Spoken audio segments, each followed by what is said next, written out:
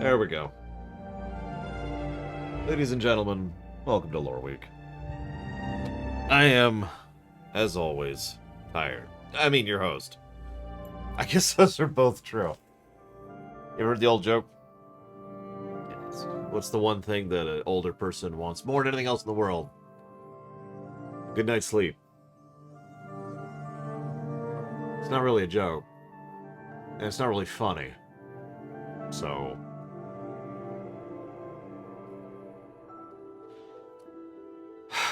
let's smash through random news first. You'll notice show news is a little bit offbeat. That's on purpose. Random news. So some of you may or may not care. River City Girls is a awesome game. I've actually played it with my niece. It is very fun, co-op wise. It's great stuff. River City Girls 2 and River City Girls 0 were both announced, which I am super happy about. Looking forward to both of those. Anything more from that company in general and from that franchise in specific, I am down for. We also had the EA Play thing, which I'm just going to absolutely rapid fire this because there was practically no news during the EA E3 thing. This is also why we didn't cover it live. So they announced a game called Grid Legends with no real information. They've announced a new expansion for Knockout City, which is movie themed. Apex Legends is still going. For anybody who cares. Now this is, so then there's the two parts. These are the only things worth actually talking about. First of all, Battlefield 2042 is getting a UGC mode. What's that? I can't remember what that acronym means. User-generated content. That's it, user-generated content mode. Now, I did a little looking into this because I was curious of the extent of what you could do. Now, you can't edit the maps directly, but you can customize the mode of the level you're playing through, the settings of the level you're playing through, the weapons that are available, the soldiers that are available, and the toolkit, the stuff you have access to place in the level, is from anything that is in 2042, 1942, Bad Company 2, or Battlefield 3. So you can mix and match however you want.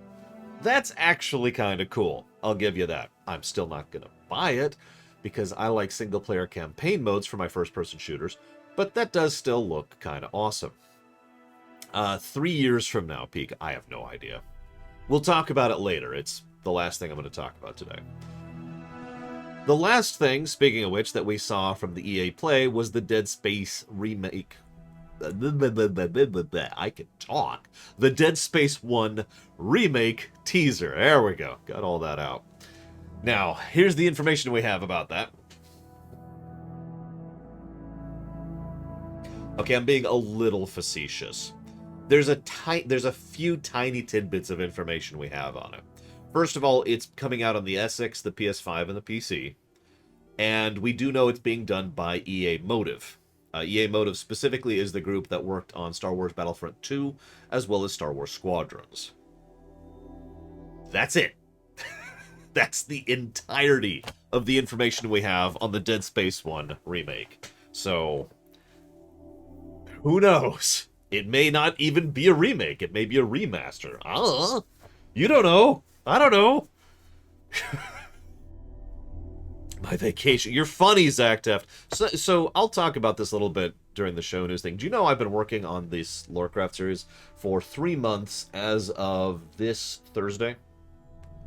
Now, if you don't understand the significance of that, this has been, in every way, a rumination cycle. The same thing I do, which means absolutely destroying my health and sanity to smash out videos constantly for 12-hour workdays, 6 days a week. It's really starting to wear on me, to be completely honest with you. I'm almost done, but yeah, no, I am not doing great. Thank you, Wraith, very much.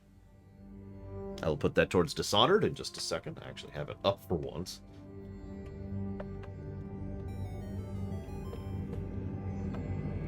And I saw another one there from Mega. Thank you, Mega, very, very much. Yes, the list is currently deleted. Well, that's not true. The list is not on the website.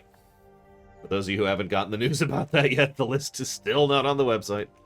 We do have an extremely small update about that.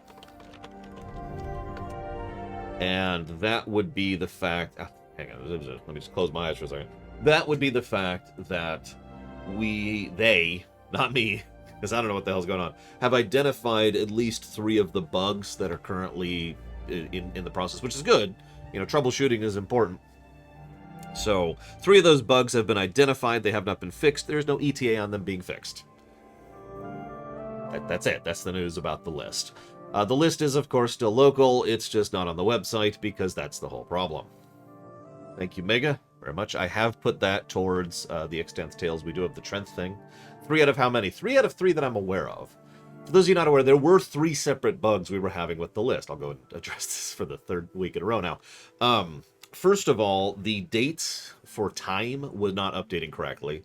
Second of all, the amount of money put towards some games but not others were not updating properly. And third, and this is the biggest one by far, there were phantom entries showing up. To explain what I mean by that, the script is supposed to take the information from the spreadsheet, convert it into a text document, which I can then upload onto the website, and the website interprets that into the bars that you see on the list, right? That's the whole process. It was pulling entries that weren't there. Not even dupes, just stuff that's been straight up deleted. Entries that don't exist. That was the 3rd and biggest bug, and that was why we finally ended up deleting the list off the website, because it wasn't just out of date, it was actively misleading. So, those are the 3 bugs identified. Thank you, Innocence. Very much. I will put that towards Wargroove.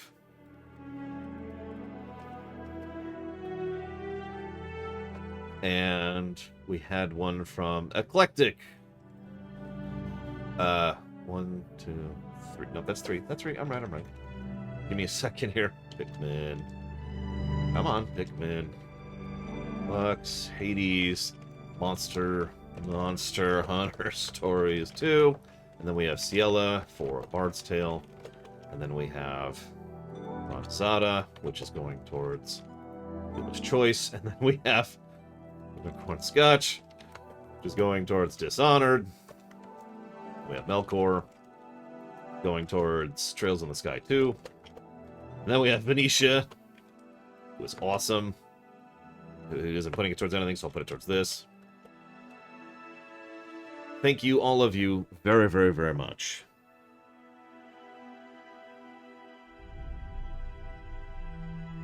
I do very much appreciate it. Thank you.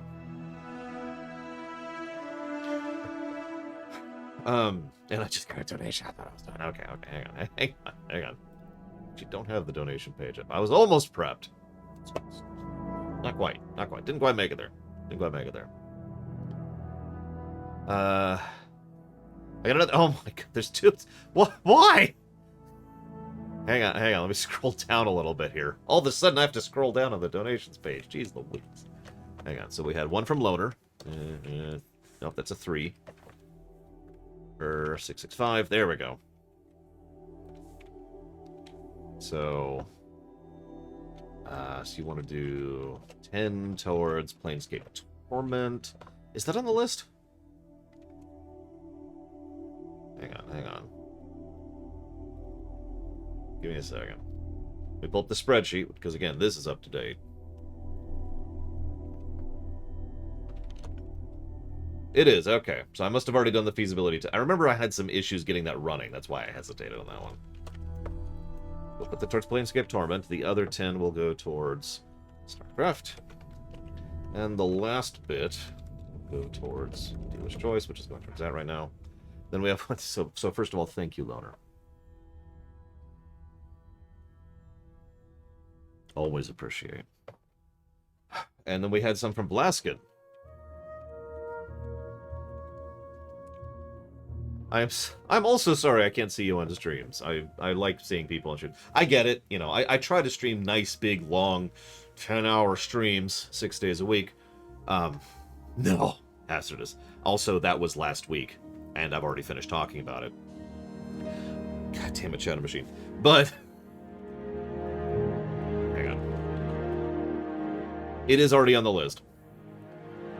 I was answering a question. I try to stream long hours so more people can see me, but there's only so much I can do with different time zones and work schedules and all the things that you come in the way, so I get it. But it is awesome to see people. I do love to see people live and interact with people. That is, after all, kind of the point of a stream. Thank you very much, Blaskin. If you know where you want to put that donation, please let me know. Then we have something from Mr. Red, my most hated person ever. Hang on a second here.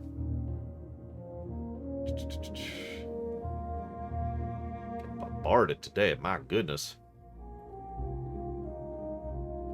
Wait, is it really Serrani? I haven't even heard about that. Okay, so you're divvying it up very strangely here. Give me a second, Mr. Red. 12-hour streams. I mean, I haven't actually done that. No, movies are not allowed. Because that's not how that system works. Have I seen it at the Olympics? Yes, I've seen that they play video game music at the Olympics. I'm pretty sure half the universe has seen that at this point. No, it's okay, Blaskin, it's okay. The movie system... We're very organized about the movies because we kind of have to be. Because otherwise, it's just a colossal, chaotic mess. And I'm speaking from experience, not just theory here. What I could do, and what I will do, is I'll go ahead and jot that down to add it to the voting list. I'll write that down right here.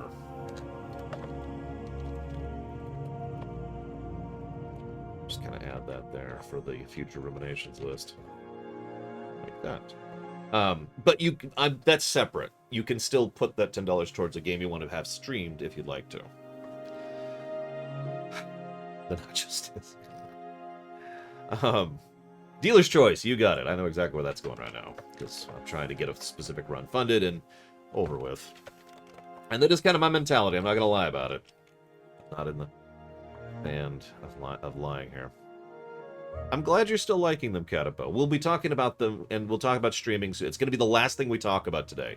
You can see the list there, up there. Okay, so Mr. Ed's putting that towards WoW-BC, Diablo 2, or excuse me, Diablo 1. I can read.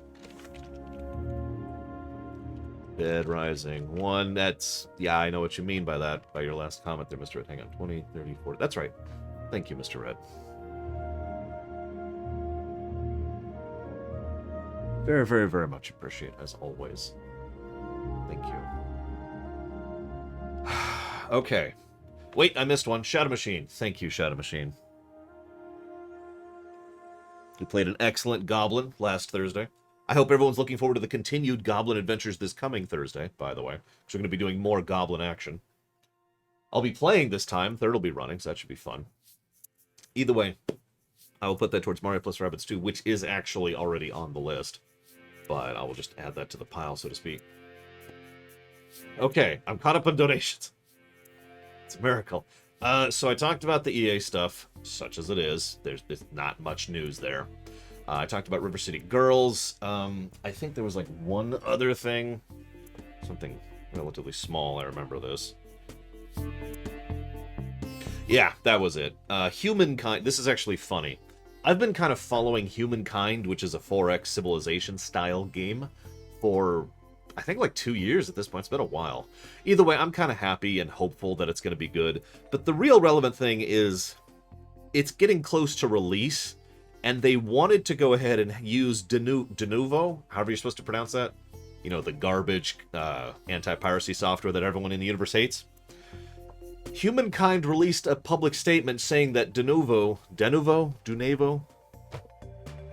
Garbage-o, was causing so many people so many issues that they axed it entirely from their game and aren't going to be having it in there at release. If there's anything they could have done to guarantee my day one sale, that is it. Just thought I'd share that for anybody who's been following that. Anyways. Oh, I already talked about the EA Play, so I guess we could just move on to the only real news topic today. So that's that we actually already did. Let's just get rid of that.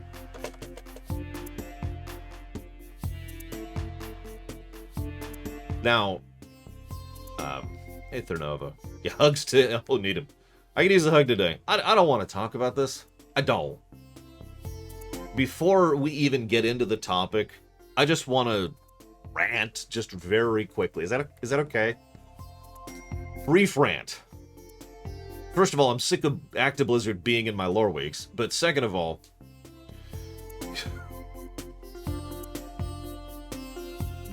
why? It's not that hard to be a decent human being. Did you know that?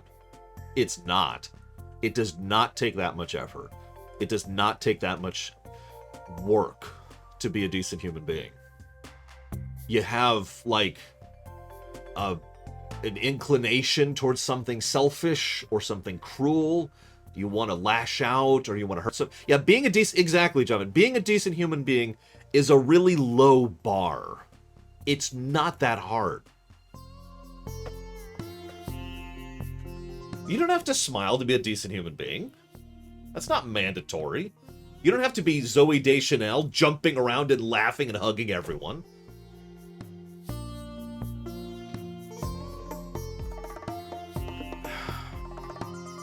That's the rant. I just... You know...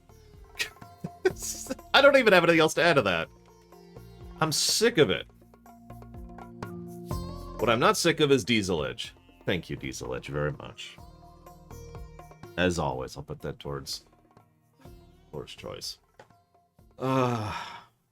And Swerby! Hang on. Thank you, Swerby, very much. No, I don't remember the actress who plays Pinkie Pie. It's not Zooey Deschanel. I doubt anybody's going to get that reference, actually. Now, I'm going to try to organize my thoughts here. I'm not actually... So let's start with the obvious. There are allegations against Actiblizzard. There's the base for, okay? If you actually want to read the allegations, I'll be putting a link to this in the description of the VOD, as I always do.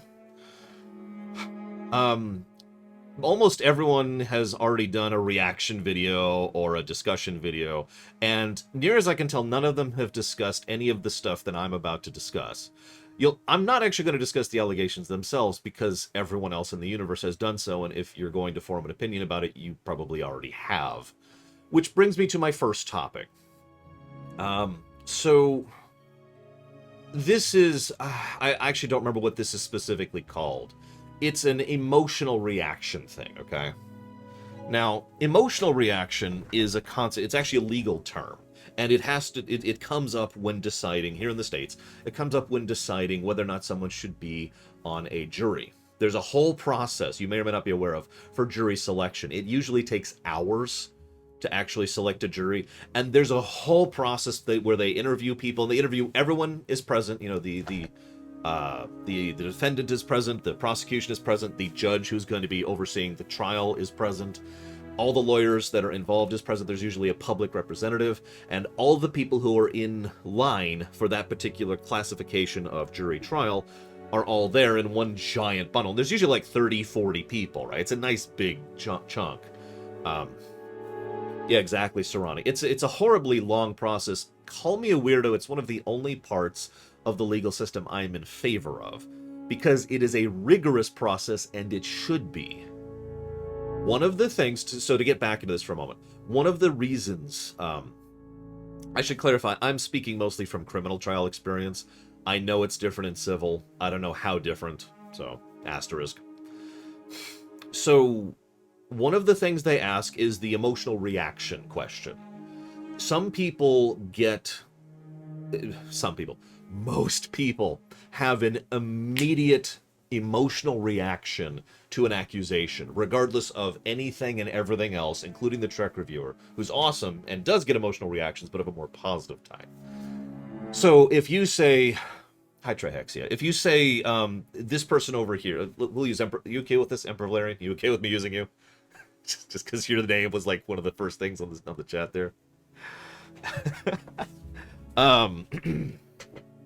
Cool. So let's say you're in a jury trial, and Emperor Valerian is sitting over there in the defendant's box, and I say, that man killed puppies.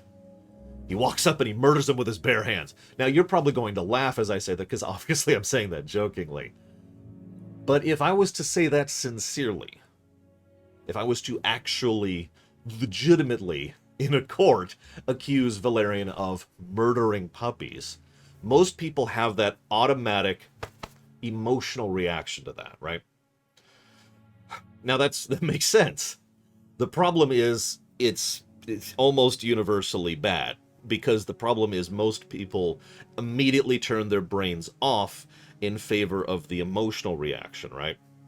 Now, there are dozens upon dozens of different types of of categories of these types of accusations and the emotional reactions. This could be something extremely minor. This could be something extremely horrific, right? The reason this is part of the jury selection, to kind of tie that back in, is because they want jury members who are not going to have that emotional reaction or are going to be able to look beyond, their emotional reaction, to be able to think and say, oh my God, that feels horrible, but let's look at the evidence, let's look at the situation, and let's decide then, right? Because, again, most people have that reaction. It is not that hard, Twitter, to be able to see a situation where someone throws out a random accusation and everyone immediately dogpiles that person, literally and or metaphorically. We actually talked about... Damn it, Valerian. I'm trying to be serious here. Those puppies had it coming. Thank you, Gary. I've lost my train of thought now. I already said it, trihexia, so rewinded the body. Nothing big here. They're immediately obviously guilty. People dogpiling. I just said Twitter, people dogpiling, literally and metaphorically. I forget where I've literally lost my train of thought. This is a big, complex issue, and I'm trying to stay focused. I should write down Gary's sub here before I forget about it.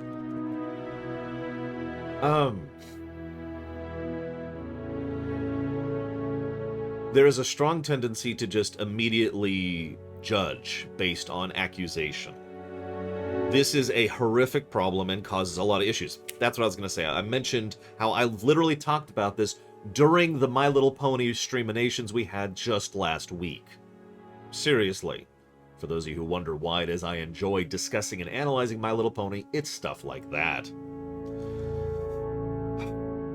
So I wanted to talk about that first, emotional reaction. So having said this, obviously, it's very clear why I bring this up with regards to this latest wave of accusations being leveled at Actiblizzard.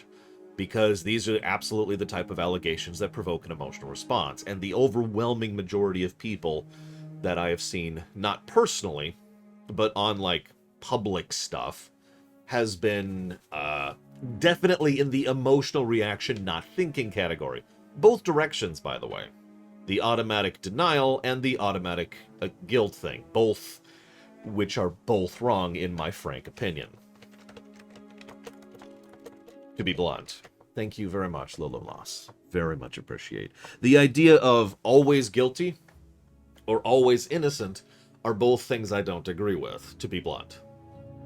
Now, I am a legitimate believer, like it is a philosophy of mine, that innocent until proven guilty is a good thing, and that is the kind of thing that should be. But that's different from always guilty or always innocent. That's innocent for now, let's look into it, which is a little bit different, right?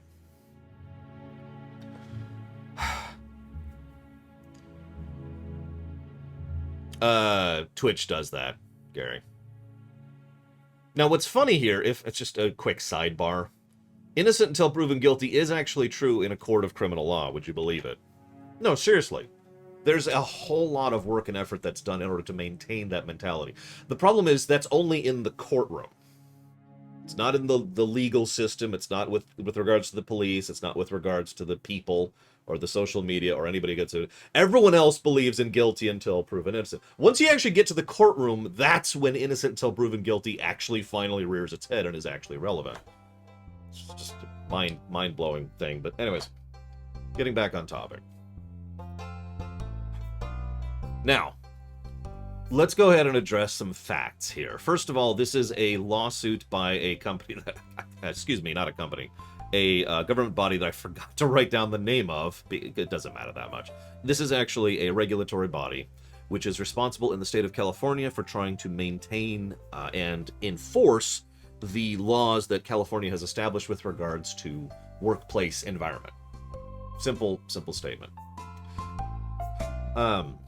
The relevance there is that this changes a lot of the specifics of how this suit is going to unfold. However, and this is actually extremely important, this is a civil suit. This is not a criminal suit. Now, I just mentioned this in passing earlier, but the this music is fantastic for this. I just mentioned this in passing, but the difference between civil suits and criminal suits is gigantic. There are different rules, there's different regs, there's different processes, there's different things that apply in different ways, depending on which category it is. That's relevant because, and I'm going to bring this up later, Ubisoft is currently going through criminal court for the stuff they've been accused of. So keep that in mind. I actually do, but it's really short. Like, Ace Attorney music is really short. It's like 1.5 minutes long. So I can't really do that.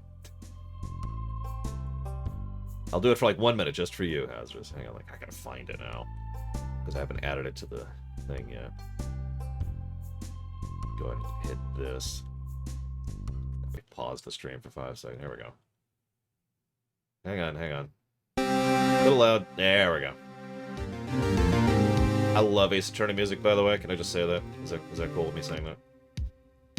Is that acceptable? Yeah, this is gonna be like 4 minutes of music. This is gonna last me like 1 paragraph. Anyways, needs to be a little quieter. That was really loud. There we go. Guilty. So, I gotta talk before I run out of music.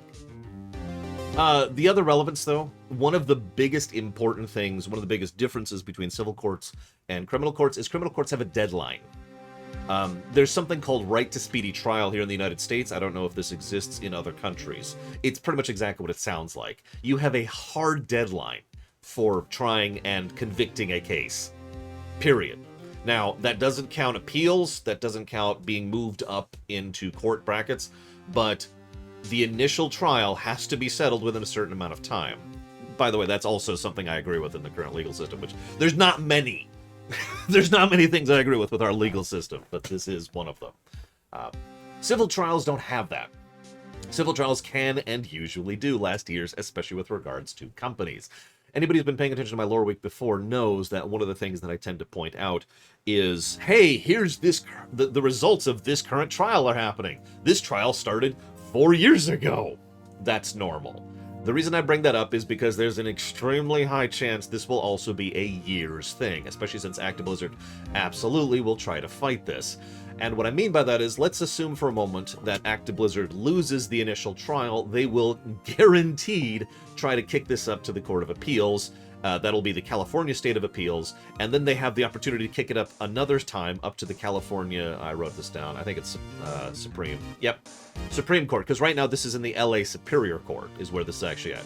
So they've got Superior, Appeals, and then Supreme, and that's just in the state. This actually could go further than that. It probably won't.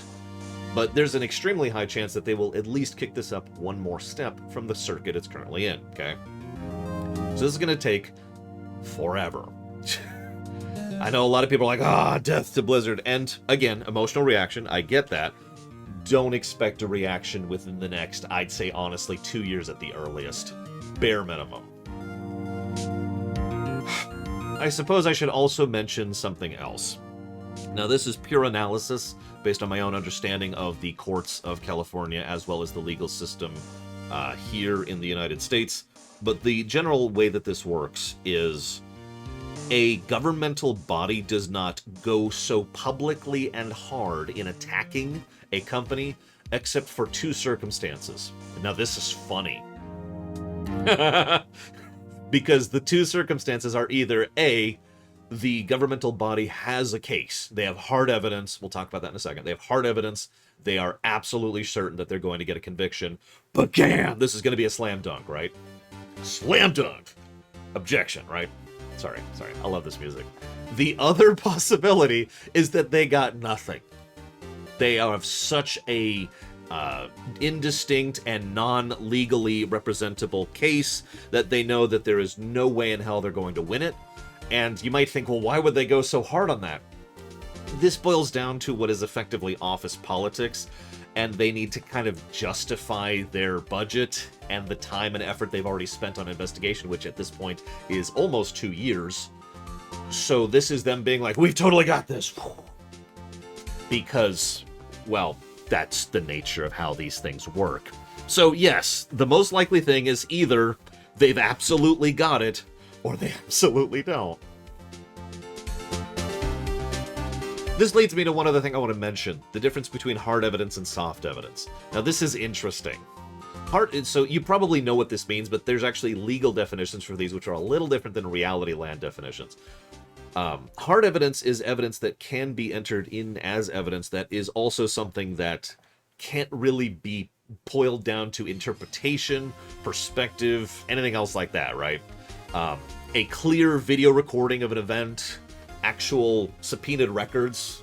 Like, so let's say Valerian, right? Let's say that Valerian sent out an email which also had a video of him murdering a puppy in that email to someone else, right? Now, the significance of that, for those of you who don't actually know how this works, circumstantial is a third category. We're not even getting into that, Ogre. The significance of that is he may delete that email, and the person who received it may delete that email.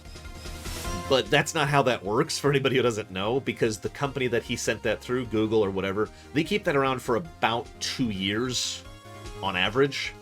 This varies from company to company. So if an actual... God dang it, Valerian. If a prosecution office or a detective in charge of investigation can subpoena Google and say, we want records of their emails for the last 2 years, or last year, whatever the relevant time is, and then they have to provide that, and hey, there's the email with the video file. Hard evidence. Now, hard evidence is the kind of thing that also lends itself towards no appeals.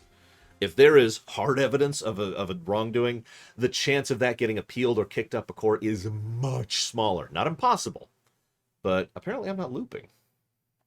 Sorry. Right? Now, so soft evidence. Soft evidence is easy. I saw Valerian kill a puppy. That's soft evidence. My testimony.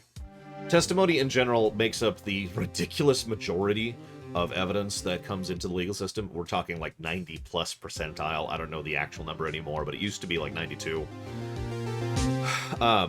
They can do that hazardous. Again, it's not a guarantee. But given the fact that they could have the email and they have the video, that's less likely. Again, that's the whole point of hard evidence. Now, if someone, for example, says, j'accuse, right?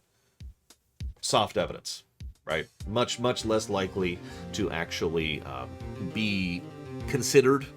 Still considered, it's worth noting. But, for example, if Valerian was convicted on a soft evidence trial, if all they had was people giving testimony, then the chance of an appeal is substantially higher, to the point of being near certainty at that point. Yeah, that's the other thing I was going to mention. There's something, I forget the legal term for it, but it's like, I think it's just corroboration. Corroboration is a huge deal when it comes to legal matters. Because if you have multiple, for example, soft evidence can become hard evidence. If 4 separate people give near identical testimonies of a specific event, that is legally considered hard evidence, for example. If 4 people give rather different accounts of the same event, to the point where it's unusual, that might even not even be considered, I forget the term, God, legal terms are so messed up, I don't remember all of them. Blah, blah, blah evidence. Now, the reason I bring all that up is because the overwhelming majority of the accusations and allegations against Activision Blizzard are, by definition, going to be soft evidence, because it's testimony. No, not admissible, that's different. Admissible just means whether or not it can be brought into the court at all.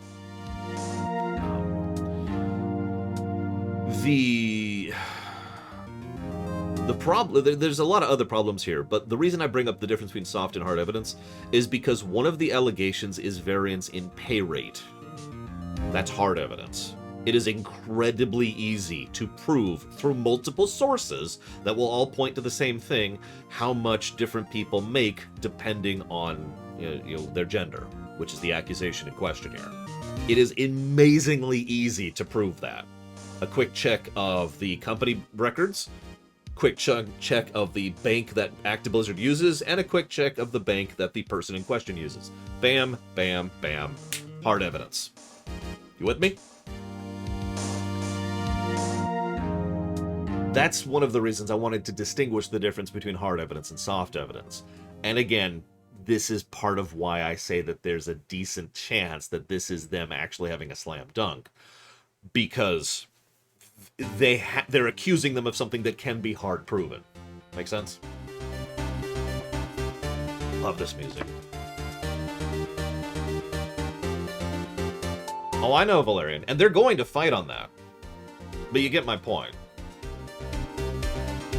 We'll see, because again, it's possible they have no case and they're just trying to push things. It's also possible they have a slam dunk case. We don't know.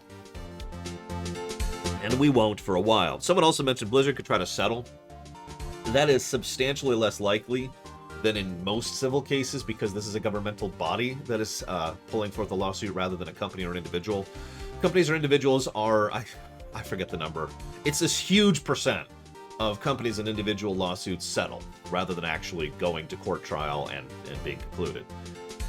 There are less cases of that when it's a governmental body involved, but they do still exist because obviously it's the government, and the government likes to make deals. That's true regardless of what country you live in. Okay, so I got all that legal jargon out of the way. I'm going to pause everything. So, Trihexia, I don't get what you're talking about. Like, you mentioned that Thursday, I think, and I didn't understand it. Why would the nuking happen without her? I don't understand why that's part of the premise. So, we talked about that. We talked about allegations. This is not criminal. We talked about the courts and the nature of evidence. Okay, so now we're going to talk about their responses to these accusations, of which we have had 6, I think, total at this point. Because there's the official corporate response, which is hilarious, by the way. I actually recommend you read it. It is funny. We've got the Brack response. We've got the I forget her name response. We've got the Bungie response, because they were under the Actiblizzard label when this was happening. And we've got the Morhaime response, and then we've got the Metzen response. So 6, I am correct on this. The variance between these 6 is also arguably funny. And by itself, the sheer fact that all of them are giving what are effectively unusual and different accounts of events is itself not a good sign. But I do want to talk about the corporate response, because the corporate response, again, is absolutely hysterical. Pro tip. Don't accuse someone of something and then immediately admitting the exact opposite. Then don't say that the claims that you are being accused of are completely unfounded, and then admitting that you have done a lot to repair the damages done by the very claims you just said are unfounded. The document literally contradicts itself at least 3 times that I counted. Usually, yes, John, you need to read this. I'm not even joking. It's hysterical. Usually, corporate responses are more like Brack's. I'm not even going to talk about Brack's response, because it's straight corporate. It is exactly what you'd expect from a corporate reaction. This is an unacceptable situation. I'm going to preach for a bit. I'm going to talk about something totally unrelated, distract people from the topic at hand, and then kind of go over here. Yeah, sure, give me a sec. I'll find a link to it for people in chat right now. Give me a moment.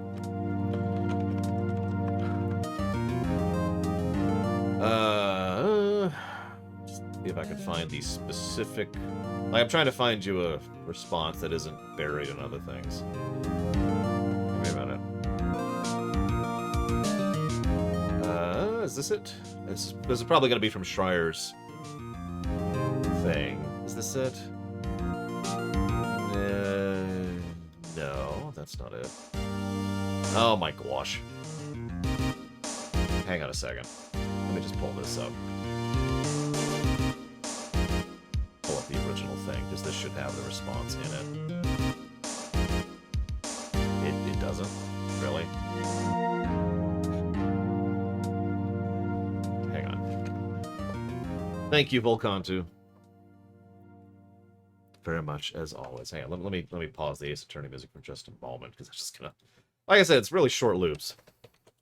Which is funny. And I'll put that towards the God of War trilogy. Oh my god, Arathrobo, you're killing me! You're awesome! You're killing me. Thank you very much. The list isn't there, I deleted it. But thank you. Yeah, we're... here we go. Here's the original story. So, where's Blizzard's response? Because it should be in this. Blah, blah, blah, blah, blah. Is it just in the document? Don't you have a link to it? Of course you don't have a link. I hate to link Kotaku things, but here. If you scroll down towards the bottom, it actually shows the official corporate response, which, again, is absolutely hysterical. My favorite part is... hang on, I gotta actually find it now. The DFEH, that's the government body I mentioned in question, required by law to adequately investigate and have good faith discussions with us to better understand and to resolve any claims or concerns before going to litigation, but they failed to do so. Instead, they rushed to file an inaccurate complaint, as we will demonstrate in court. Scroll forward a little bit. The picture the DFH paints is not the Blizzard workplace today. Over the past several years and continuing since the initial investigation started 2 years ago, we've made significant changes to address company culture and reflect more diversity within our leadership teams. What? Also, now this is great. I'm sorry to just absolutely tear this document to shreds, but we've updated our code of conduct to emphasize a strict non-retaliation focus, amplified internal programs and channels for employees to report violations, including the Ask List, with a confidential integrity hotline, and introduced an employee relations team dedicated to investigating employee concerns. We have strengthened our commitment to diversity, equity, and inclusion, and combined our employee, this is such nonsense, our employee networks at a global level to provide additional support. Employees must also undergo regular anti-harassment training and have done so for many years. Ugh. That was hard to read because that's not English. That's robot speak.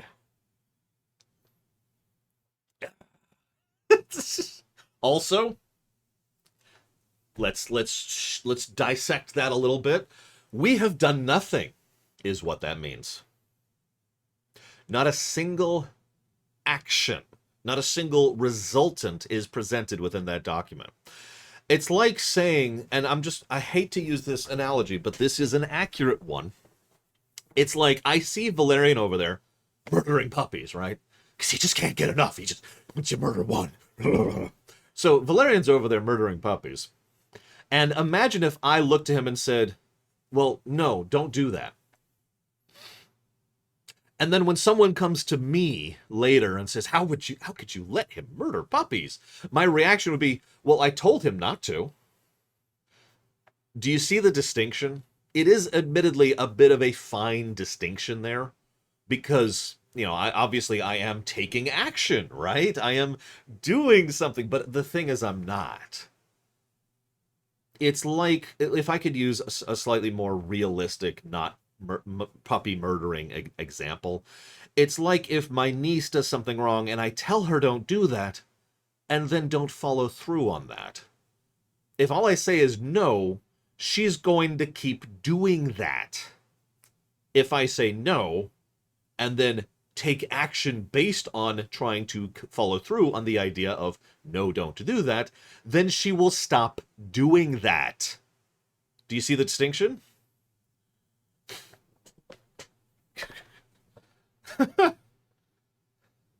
Now, again, I want to stress that there are allegations.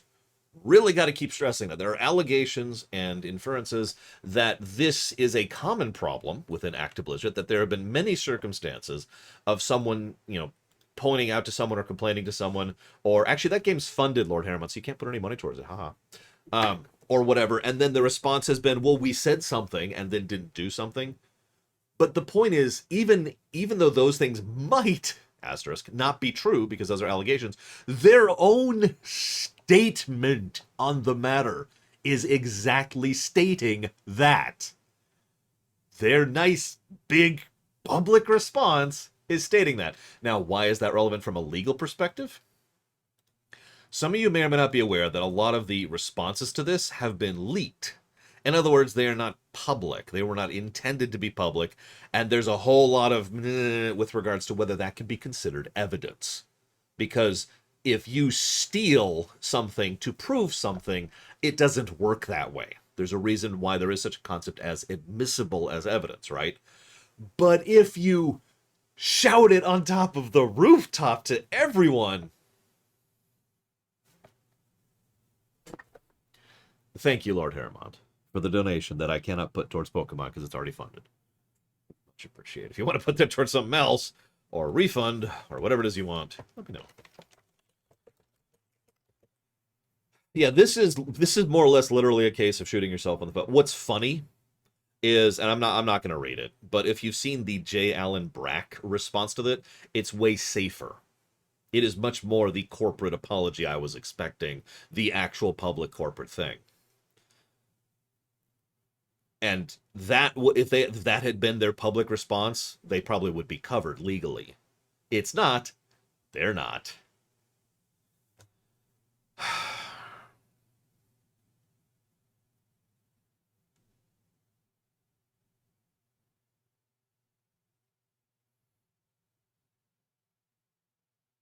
That actually makes no sense to me, Trihexia. I apologize. Why do they want her dead? She was mind controlled. Like, they even in your statement, they admit that they were mind controlled. Anyway, so this sucks. This mega sucks. Let's get some music going again. Let's go back to this. The next thing I want to talk about. So we talked about that. I actually copy-pasted. I put it in my own notes. I forgot about that. We've updated our code of conduct. I actually wrote this in my freaking notes because of how stupid this is. Yeah, no, I think that's actually everything I have to say about it, except for the big one. Dragon Age 2, I can do that. You got it, Lord Aramon. No music counter, sorry. I have been asked 5 times in the last several days if I will be discontinuing the LoreCraft series over this. Believe it or not, this is actually the biggest topic I have to discuss right here, because the answer is no, but if I don't explain that, that probably doesn't really convey the information that it needs to. So we need to talk about chocolate, we need to talk about hills, and we need to talk about Star Trek, okay? So bear with me, because I'm going to try to go this nice and sequentially so that I'm getting the point across as clearly as I can. How many of you like chocolate? I've actually talked about this before. But, yeah.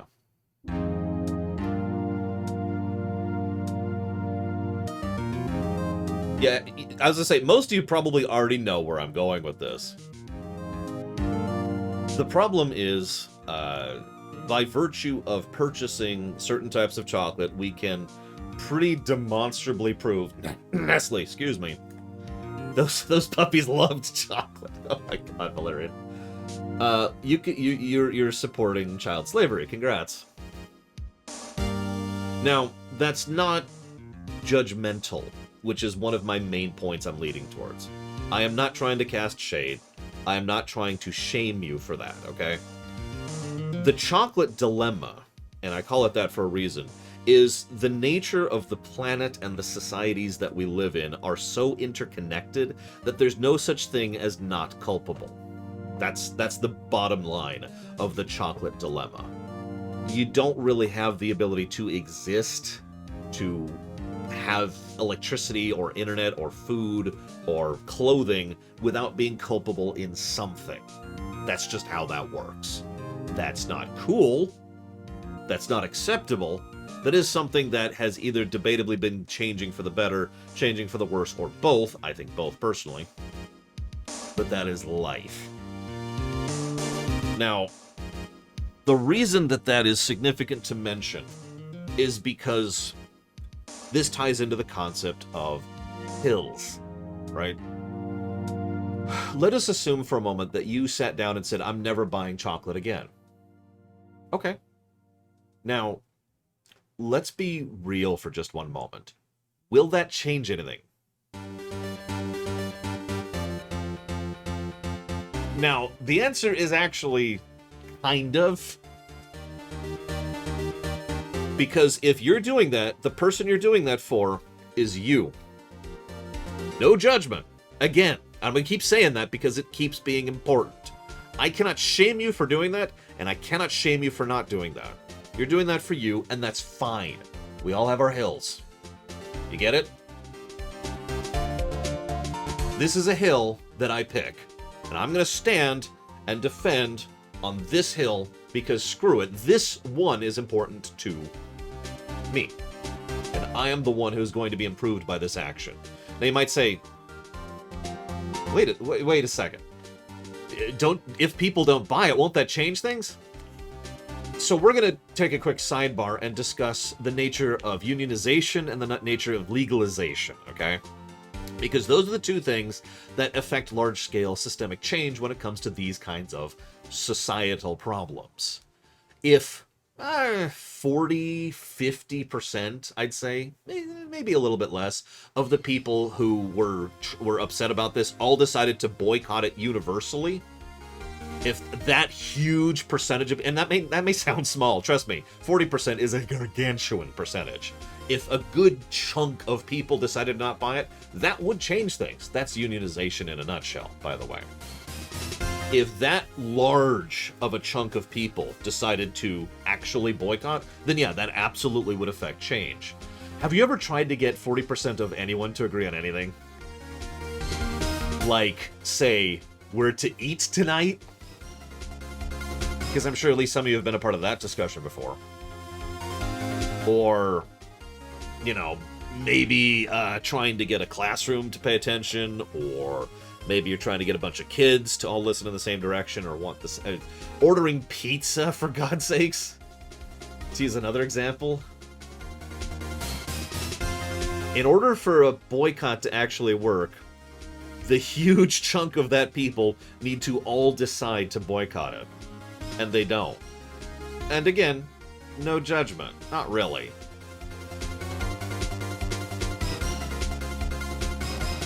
Yes, but grilling what, Gary? Now, there are exceptions to this, of course, because there's exceptions to basically everything. That's how that works. Here, let's switch off of Ace Attorney music, finally. What do we got? Or maybe not. Maybe we're going right back to Ace Attorney music. Sure, whatever.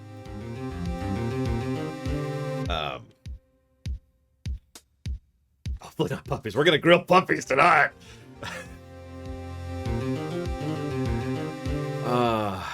This is... Some people don't understand. Some people don't care. Some people don't want to care. By the way, no judgment on that one. I know that sounds like a judgmental statement. People who don't care can go to hell. People who don't want to care are understandable. You have your own problems. You have budgets and bills to pay, and you've got your debt, which is just staring at you. And never mind your student loans, which you're still trying to bury yourself out from. And your kids have got to go to the frickin' soccer thing. And you want to make sure your kids have a good childhood, so you got to worry about that. And you've just got so many problems. I don't want to care about that. I don't want to add that to the pile I've already got. It's a very understandable perspective.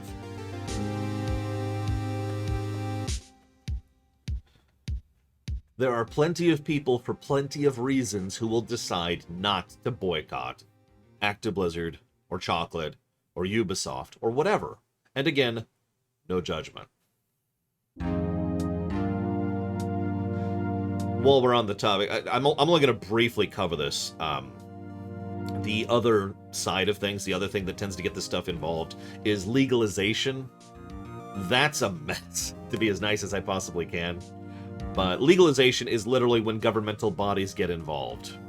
You know, when regulatory bodies decide to change or address or pass laws to affect something, right? That's such a whole massive gargantuan category of doom that let's just mention that for the sake of completionist and move on.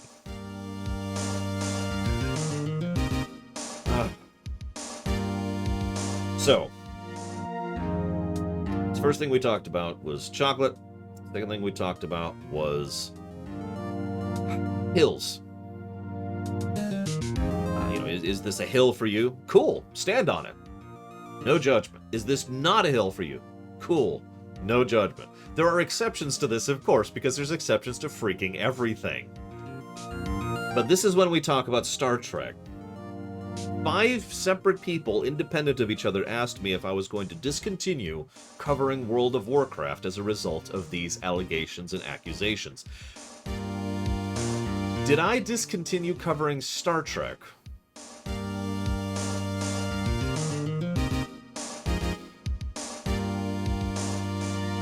For those of you not aware, Trek's history is rife with this crap. I mean, all you have to do is look up Grace Lee Whitney to look up one of the most stark examples, but there are dozens. I've been pointing them out quite a few times in my various ruminations, going as far back as Voyager, and as recently as TOS, which is coming up over the course of the next year and a half or so. Because those issues and those problems are absolutely part of the behind the scenes. Should they be hidden? Absolutely not. Should they be addressed? Yes. Should they be acknowledged? Yes. Should you decide to absolutely never cover a certain thing ever again because of that? That's up to you, because that's whether or not that's a hill for you or not. Make sense?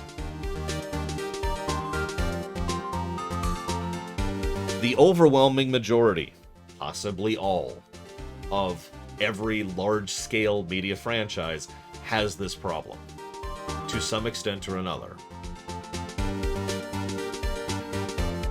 Now, that's not acceptable. That does need to change. But the reality of it, in the moment, is whether or not, if I was to decide to say, nope, and if I decided this was a hill for me, I kind of wouldn't be able to do my job, because I couldn't cover anything. And that drifts us into our final real topic. Objection. No, sorry. The final topic here is death of the author. Now this...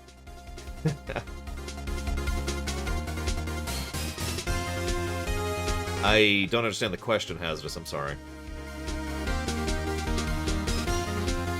We've actually talked about this before. We've brought up death of the author because death of the author is a concept that applies in multiple ways. I'm not going to discuss the other ways. The only way that matters for this discussion is separating the creator of the work from the creation. The easiest example of this ever is Lovecraft, because it's such an obvious, overt, duh example, right? Because Lovecraft was just a despicable and disgusting human being. How many of you like Lovecraft's works? I'm not actually going to raise my hand on that one, because I don't. But it's not because of him, it's because I just don't care for the work. Yeah, I was gonna say, I imagine there's plenty of people who do. There's a reason Lovecraftian became a term, right?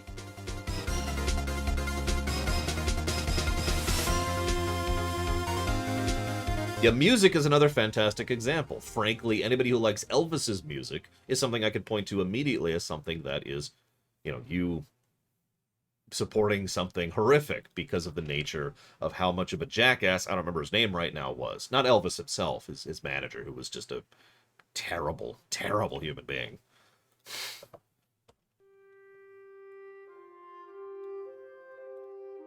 I am glad you enjoy the LoreCraft videos, Oculus. I understand it's been a bit. I also haven't really been streaming a lot lately, but thank you very, very, very much, Oculus.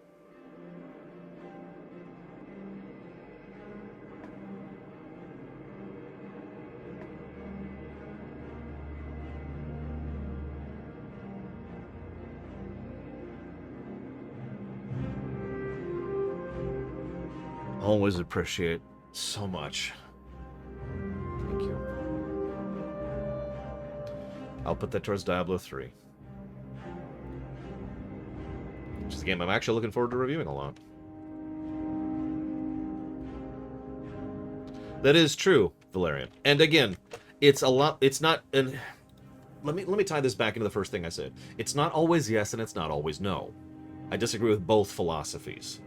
That's him, the frickin' Colonel. God, I hate that man so much. I'm sorry. I did a study on Presley once, his music, and just screw that guy so hard. Anyways, yeah, J.K. Rowling is probably a more modern, still living example of the same concept. There are lots of examples of this. There are, let's be honest with ourselves, too many examples of this, which goes back to my original rant.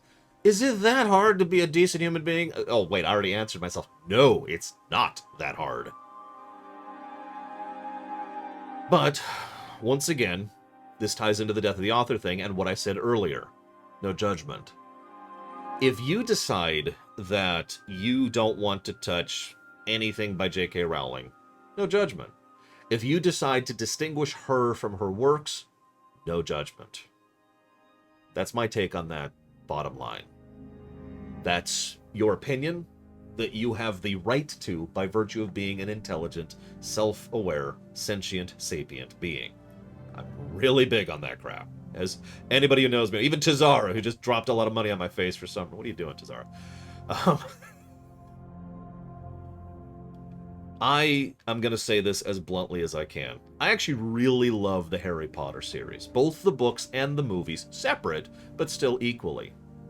They're awesome. There's some great stuff there. I still have my books. They're not here, they're over there. But they're still there, right? Fantastic stuff. I love that series. Do I like J.K. Rowling? No! But that's just my choice in that exact circumstance. Sense make? Do I love Blizzard's products? I used to be able to say yes far more definitively, but yeah, there's still plenty of Blizzard stuff I love, including World of Warcraft and the Azerothian setting in general, including Diablo, including StarCraft.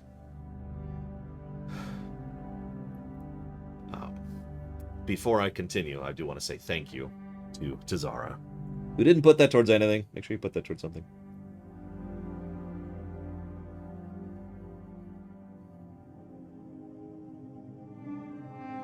Very, very, very much appreciate Tazara. Thank you. And thank you, Bragwin. Ever and always. If you know where you want that to go, please let me know.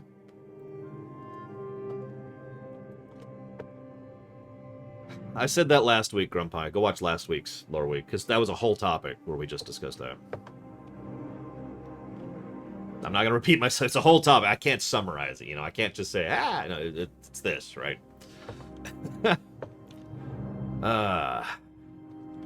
Now, so, bottom line, and this is where we get back into streaming.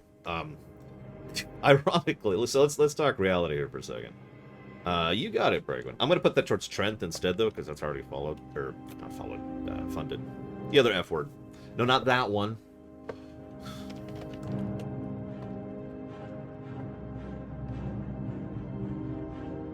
I actually agree with that mentality hazardous. But that's the whole point. Some people agree with that. Some people don't. Some people think that something... We actually discussed this during an episode of Voyager. Probably one of the more interesting episodes of Voyager to discuss. Where that episode brought up the idea of tainted medical data. I don't remember the name of the episode off the top of my head, because it's one of those episode names that I get confused with like 3 others. But it's the one where they've got the thing that's attached to B'Elanna, and he brings back a Cardassian doctor, which is a hologram based on a actual Cardassian doctor who was advancing medical science through horrific means. Something human, that's the one. It is an interesting and fascinating topic, and again, the point is more... See, Mengele is different. This is a little bit of a separate category, because Mengele was a sick bastard who wasn't even using proper science. Actual medical science has been advanced by horrible means in history, and that's all I'm going to say about that right now. And that was the example being used in Something Human, because Mr. I can't remember his name actually advanced legitimate medical science, and he did it through horrific means. So... Now, this is a topic. One of the things I find most fascinating about that particular rumination is how many responses I got in the comment section, which boiled down to, well, obviously, duh, on both sides of the argument. People who stated it as if it wasn't an argument at all, that the only possible way to look at it was one side, which they supported, or other people would say the other side. Because that's pretty much exactly how that works, isn't it? That's why it's a dilemma. The definition of a dilemma is no right answer. And it boils down to the same kind of concept. See you around, Gary. I should be on tonight.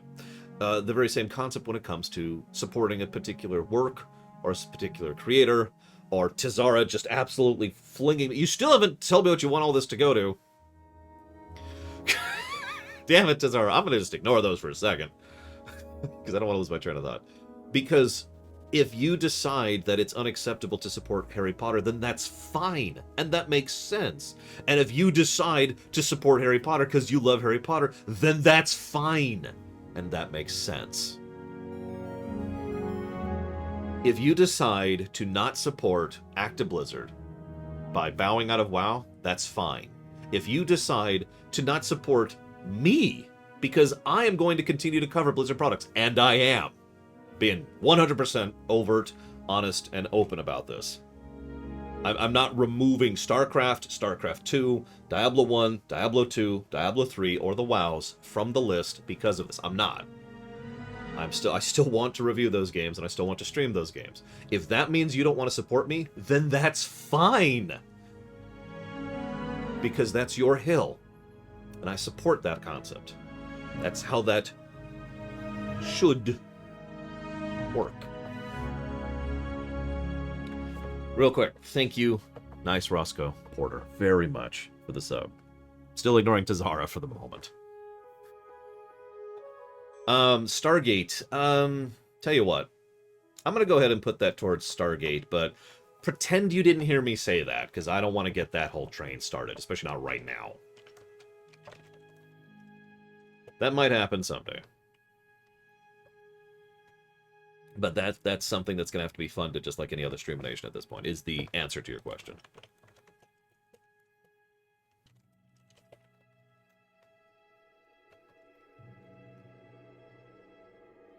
Damn it, Valerian. So, how does this tie in? Let's go ahead and do an update here. This is mostly for my sake at this point, because it helps me to get my timestamps. Seriously, I kind of look at the timestamps here. So, where are we at with the LoreCraft that I am still doing? So that's why I had to go more information on this. Yes, I am still going to be covering the LoreCraft series. At this point, it would be kind of weird, admittedly, to stop. I would do it if I had to, but so this morning, before this, I finished the High Mountain episode, which I know that doesn't mean anything to you. I finished the 5th episode of Legion. I have 5 episodes to go for Legion. And consequently, 5 episodes to go, period, for the whole of the LoreCraft series. Out of 93, I think. So it'd be an interesting point in time at which to decide to discontinue a series. No, these are still going to keep going live. I am going to still finish it. I would like to finish this week. I'm no longer going to commit to that. I was previously prepared to announce that, hey, this week we're getting back to streaming. Probably not, to be completely honest, because Legion is even larger than I thought it was. Legion is huge. The first 3 episodes by themselves are larger than any other expansion other than Cataclysm, to give you an idea. Like the first 3 episodes of Legion are larger than all of BC and all of Wrath. So, those are done. I finished those 3 big ones. I have 1 big episode left. That's the Suramar episode. Anybody who knows Legion knows why Suramar is a huge episode. But once Suramar is done, all the rest is going to be relatively shorter. Probably not, Mr. Red. Kata is 3.5 hours long. I don't think Legion's going to beat Kata. I could probably math it out right now because all the audio's done, but I don't think it's going to. So I still have to do... I'll go ahead and tell you. I still have to do Ajuna, which is going to be short. It's going to be like 6 minutes. Valshura, I'll probably finish Ajuna today. Valshura, which is going to be slightly larger. And then next one after that is Suramar. That's the last big one. That's going to take me a bit. After that is the Broken Shore, which is relatively short. And Argus, which is also relatively short. And that's going to be it. That's what's left. When I have an announcement for when we're actually getting back to streaming, I will be nice and public about it as usual. Now, a few people asked questions. Let me scroll up here just a second. I think the sub-train... Did I say thank you to 10-Headed Hydra? I don't think I did. Thank you, 10-Headed Hydra. I put that towards Overlords. And thank you to Zara very much. You still haven't told me what you want to put those towards.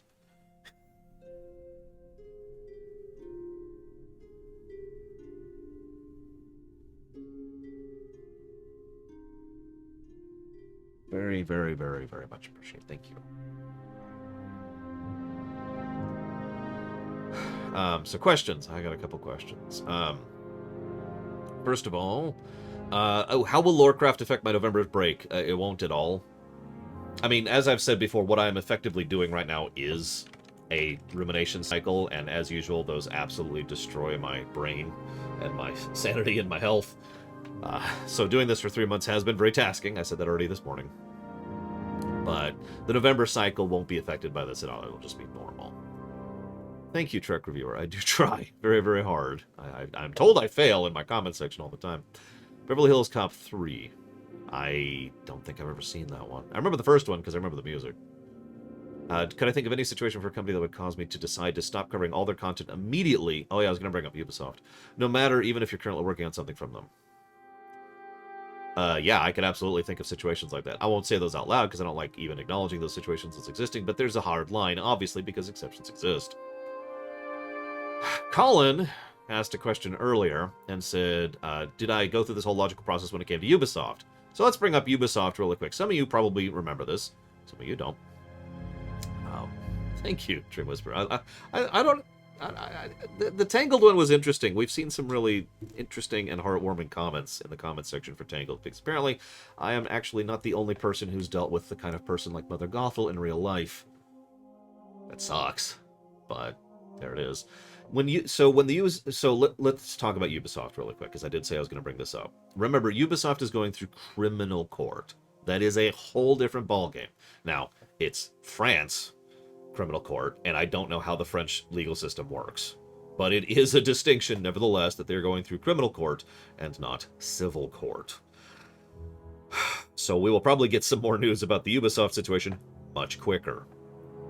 That being stated, if you remember when the allegations first started, this was a bit ago at this point, about Ubisoft, it was... bleh, I think is the best way to respond to that. It was just like, wait, I'm sorry, what? What? And it was especially irritating since Ubisoft, as far as the games they were outputting, at that point in time had started getting better. Since then, they've started getting worse again, although we did get Valhalla, but near as I can tell, Valhalla's a fluke, because everything else they've been putting out has been kind of either not good or worse, not as good. But anyways, so it was kind of a shock to the system sort of a thing, and what we ended up doing was we had a rather lengthy multi-month poll with all of you with regards to how we were going to deal with the Ubisoft situation.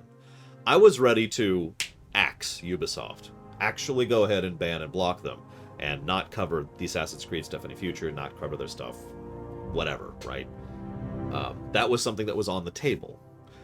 I admitted at the time, for the reasons I've already discussed with regards to WoW, that it wasn't a huge deal for me, because, again, that's only right there if it's a hill for me, and it wasn't a hill for me, right? But you all voted, and you all voted for us to continue covering Ubisoft. And to be completely honest, I'm kind of using that as a guidance line going forwards when it comes to this sort of death of the author thing. And that's really all I have to mention about the Ubisoft thing. Yeah, we actually, by the way, it wasn't just yes or no. We had 4 options for gradients of how yes and how no. The one that was voted for was absolute no, aka total death of the author. Ubisoft is over there in a corner being beaten with a baseball bat, and we keep playing and enjoying their games. That was what you all voted for. Thank you, the Count, very much, as always. Much appreciated. I'll put that towards Dealer's Choice, which, for those of you who don't know, that is WoW. Now, that's the last thing I wanted to talk about before we move on. Oh, hang on. I think I had another question in chat. Did I have another question? Oh, yeah. I had 2 more questions. Sorry, hang on. 2 more questions. Before we talk about WoW. Colin Peluso says, I started playing through WoW and doing the Time Walker campaign. Which expansion would I consider the quest design to get started to getting good? Is Kata. The quest, the expansion where the quest design finished getting good and is officially good is Warlords of Draenor. I can tell you that definitively and without hesitation. You just don't want me to continue my thoughts, do you? And I had another question. Oh, from Trihexia, how do you join the Discord? Well, apparently I don't have any mods on this morning, because that's the answer. You hop into stream and you say, hey, and the mod goes, sure, and then fires you an invite, and that's how you join. Oh, Bregwin's there. Bregwin's there. Bregwin's got you. And thank you, Linkelda. Give me 1 second. I forgot the 21. There we are. Very much appreciate. I'll put that towards Jack 3. Yeah, Warlords is fun, interesting quests. I would say they're probably the second best overall quests from a purely gameplay perspective in all of WoW. The only things that surpass that is Legion, because Legion was just stupid good with regards to its quest design. Anyways, so I was going to talk about WoW. I've already lost my train of thought now. Right.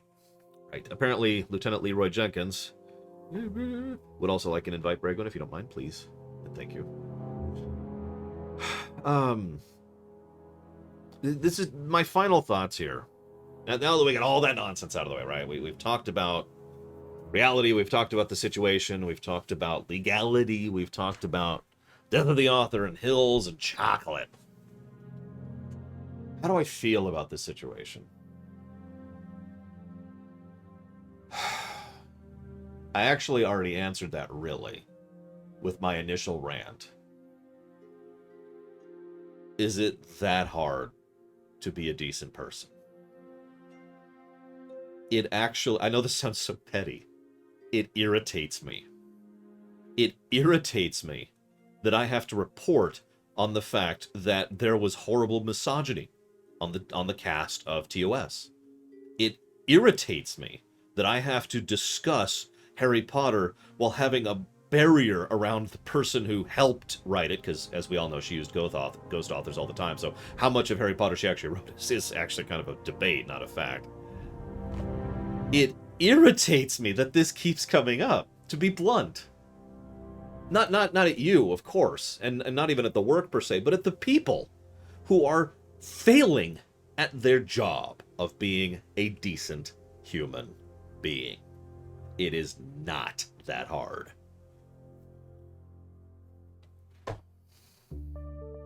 So I feel irritated. I feel irritated at these jackasses. Unlike Goodbar, who's awesome. Yeah, like Emperor Valerian. It's so hard, man, to not murder puppies. Thank you again, Zara. And thank you, Goodbar, very much. Both of you. Much obliged. Oh my gosh. You know what? Hang on. I'm sorry. I actually forgot about this. I do have one other thing to talk about. I swear I'll shut up at some point. But before... Don't let me forget BlizzCon, okay? I just want to throw that out there. Don't let me forget BlizzCon. So... I know, right, Melkor Blade? It's so frustrating. I like Star Trek. But the reason I like Star Trek, let's be blunt about this, is because while you have a barrel of apples, and there's this rotten, moldy, infested apple over there, there's also the rest of the apples. Right?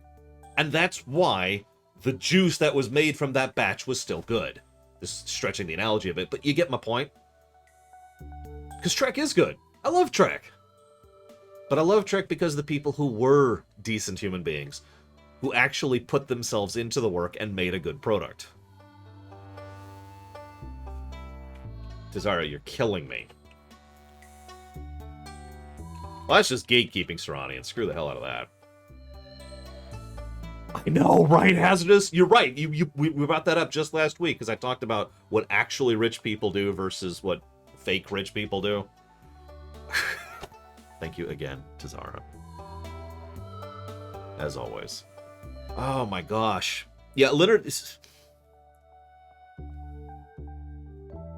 This comes down to actors, too. How many of you have an actor who you love their performance or what they've done in their work, and the actor themselves is like, ugh. How many of you can name at least one of those right off the top of your head? How many can name at least 10?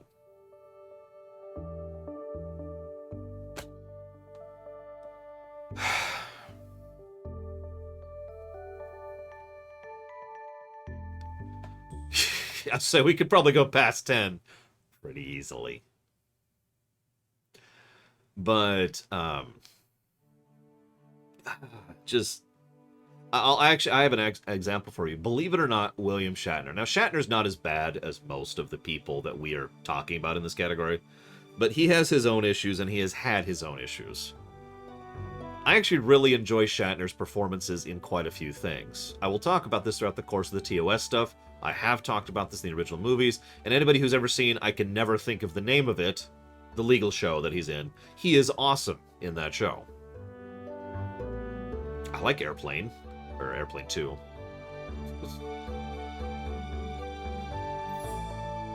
Boston Legal. I can never think of the name of it. I've watched so much of that show, and I love Boston Legal. I can never think of the name of it. He is awesome in that show.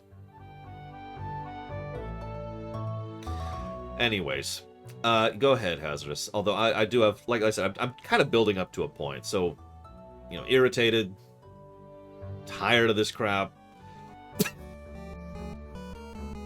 Hey, Valerian, no! Why?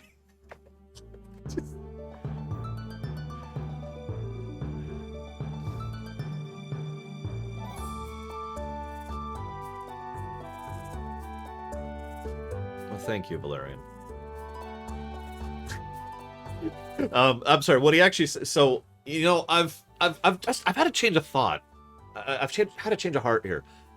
Have anyone thought of the benefits of killing puppies? Like, think about how much extra, like, meat we could help feed people, and we could help. You know, this coat is actually made from puppy coat or puppy fur. There we go, fur. I could talk. You know, have you ever thought about maybe we should start making this like a regular thing, right? You know, we can't even say this is true. This is why I'd be a terrible comedian. I can't tell my own jokes without laughing. Yeah, I'll just be Cruella here.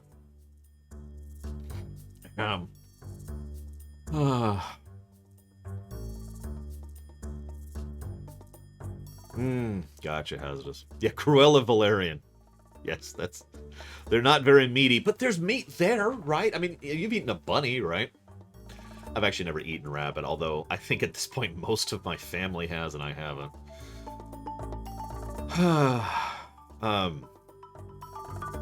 Thank you, Valerian.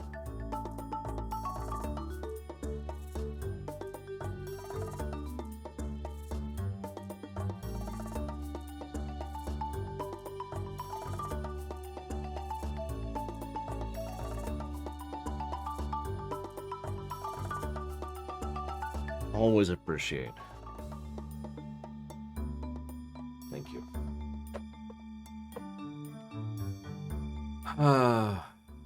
Kidding, Hazardous. The last thing I wanted to say, I swear I'm going to get this out there, is that Valerian is awesome. He is an awesome dude. And that is actually a true statement. I stand by that.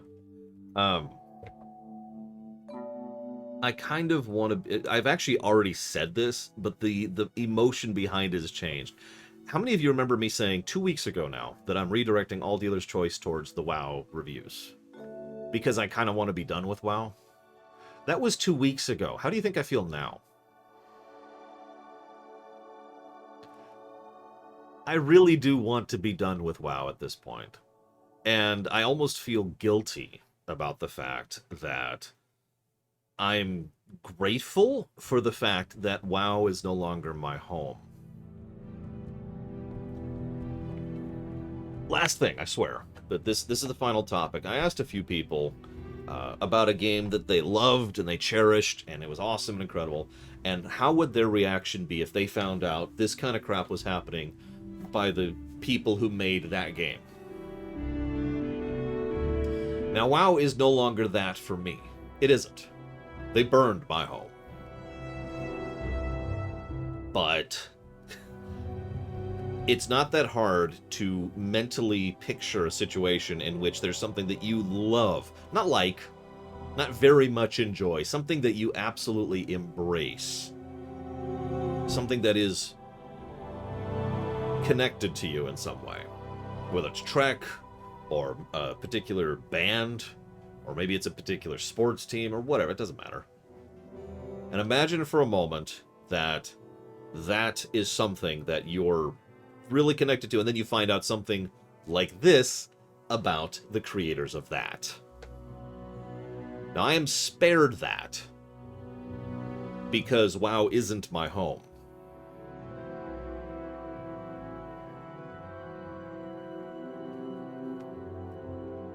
But it's not that hard to picture it.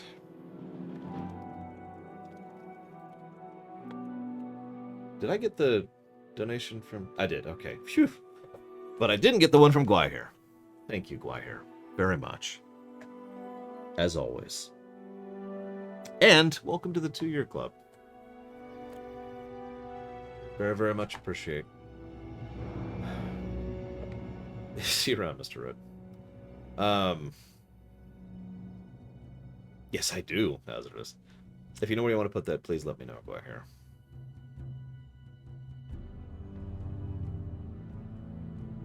Oh, absolutely, Wrecker's Beard. Again, we talked about this during a My Little Pony Streamination just last week. Plug, plug, plug. I'll be talking about the... You got it, Gwyhair.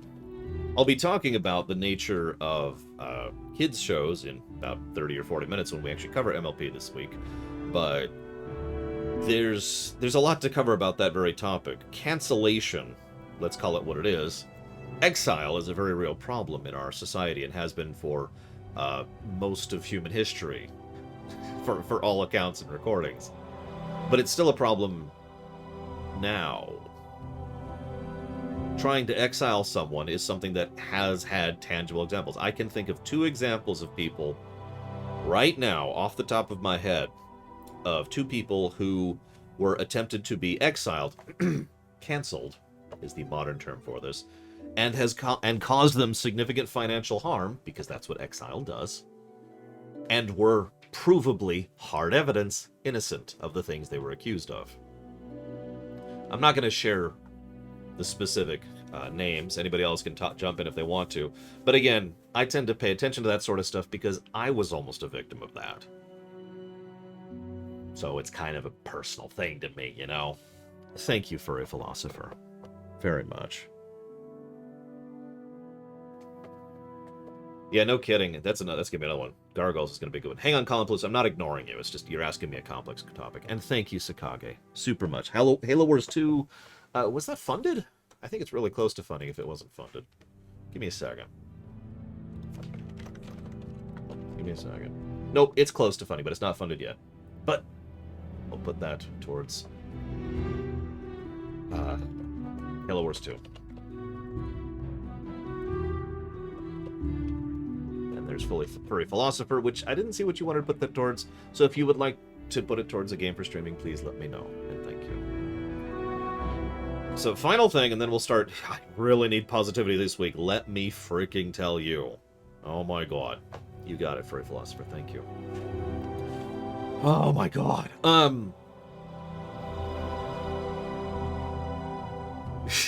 It's true, Twister. When did Actiblizzard burn my home? It's actually more complex, so I could just point to the burning of the tree of Teldrassil, but that's not actually what I mean. Legion, I don't want to say that the old guard was great and the new guard is awful, because it doesn't work that way. But the reality is the Old Guard was different, and the story that was being told was a conclusory story. So imagine a fiction that is your home, again, that you love, and it has effectively ended. Now, that doesn't mean you don't need new stories, it just means the story has concluded. We're done, right? So anything new is going to be a completely new story, whole new story arc starting forwards, right? What they did was they started establishing a whole new story arc by digging back to the well as badly as they possibly could, by immediately going back to the Horde versus Alliance, which is a long and complex topic, but it boils down to this is stupid. And they decided to go back to the Old Gods well, which is also the most commonly touched on topic in all of WoW history. So it was a complete repeat retread, problem number one, for their brand new story arc. And then the next thing they decided to do was make all of the players culpable in horrific acts regardless of their opinions or perspectives. And then they decided to do things that I can only boil down to bad writing, where lots and lots of people would just kind of be okay with stuff when they probably shouldn't be. And nobody was really acting like they should be. This is ignoring the many, many, many massive problems, narratively speaking, that happened in BFA, which was the expansion that burned my home. Because, let me just pull out Jaina Proudmoore's story. I've actually already talked about this, so I'm going to summarize. Jaina Proudmoore's story in BFA is awesome. It is an incredible, emotional, personal, impacting, awesome story. It also is told across 3 patches, which is told over the course of about a total of a year, intermittently and all over the place. It is incredibly badly told storytelling. So all of these things combined took something that I loved and turned it into blech. And then, I'm not done yet, then you add in the fact that it started becoming more of a... Let me walk that back. The vibe I got, I don't know this for certainty, but the vibe I got from the way that they would react to player base, the way that... No, it's worse than that, Gigapudding. Give me a second. The way they would react to player base, the way that they would react to any kind of feedback on the betas or on the patch test or anything like that, the way that they would not respond to their forums, there was a general closing of the doors around this point in time. Now, the issue here is the impression I always got was that they were going to a 9-to-5er mentality. Now, I don't want to sound judgmental, but to be blunt, a 9-to-5er product is always going to be worse than a product made with passion. My opinion, and I have many examples to prove that. I'll bring up a Trek example right off the top of my head. Voyager and Deep Space Nine. Now, I like Voyager, but Voyager is demonstrably a worse work than Deep Space Nine. Most of the people who worked on Voyager have said multiple times in multiple interviews that it was just a job to them, 9 to 5. They show up, they work on it, they go home. DS9 was made by people who were really throwing themselves into it as hard and as fast as they could. And it shows. WoW, for all its massive flaws, and it has so many, was, to put it bluntly, it was a product of passion and love. There were still people who really wanted to put out an amazing product, and it shows, and then BFA came around. And BFA, it became a job. And in Shadowlands, which is better than BFA, it's still a job.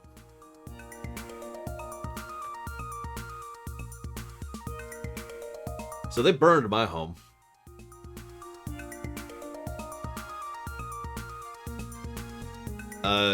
Eventually, my Kumano, that's the goal.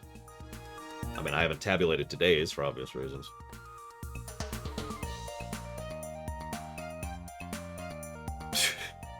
So, funny thing. You got it, Tazara. Appreciate it as always, sir. Give me one moment. I need to pull something up. One last thing, and then I swear we'll move on.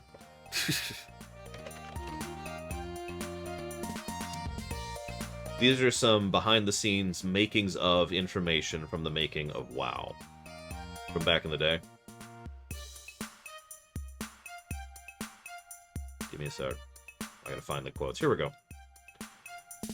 As with other races, this is when they were making WoW Vanilla. As with other races, we wanted the undead to be somewhat sympathetic. This discussion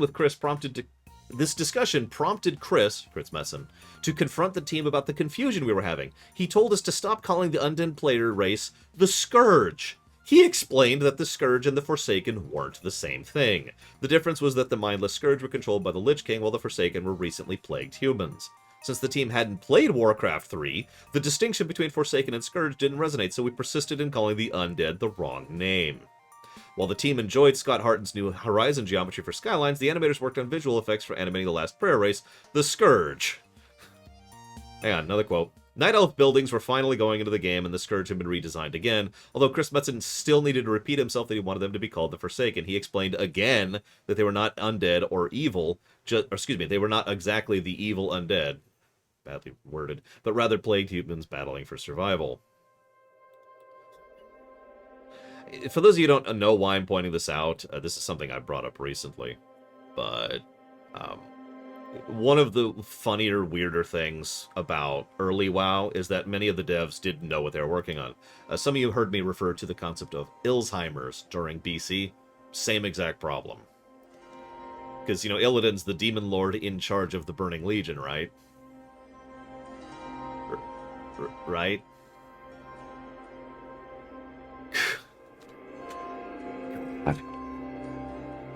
Anyways.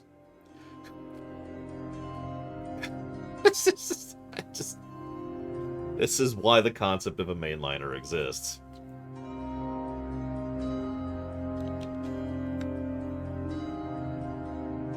Positivity.